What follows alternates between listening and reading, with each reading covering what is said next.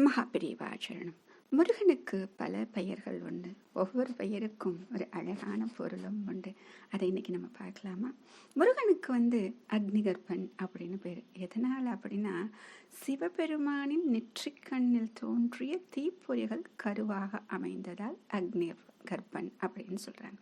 அடுத்தது காங்கேயன், அதாவது கங்கையில் தவழ்ந்ததால் காங்கேயன். சரி, எதனால சரவண பவ அப்படின்னா, சரவண பொய்கையில் வளர்ந்ததால் சரவண பவன் என்று அழைக்கப்பட்டார். அதைத்தான் நம்ம ஓம் சரவண பவன் சொல்றோம்.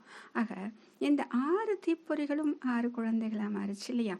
இப்ப கார்த்திகை பெண்கள் தானே அவங்கள வளர்த்தாங்க. அப்ப அதனால இவருக்கு கார்த்திகேயன் அப்படின்னு சொல்றாங்க. சரி, அடுத்ததாக கந்தன் அப்படின்னு சொல்றோமே, அதுக்கு அழகான பொருள்.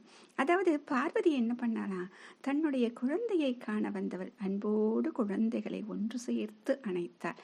இதனால் 6 முகமும் ஒன்றாகி கந்தன் ஆனார். கந்தன் அப்படின்னா ஒன்று சேர்ந்தவள் என்று பொருள் அப்படின்னு சொல்றாங்க. மகாபெரியவா சரணம்.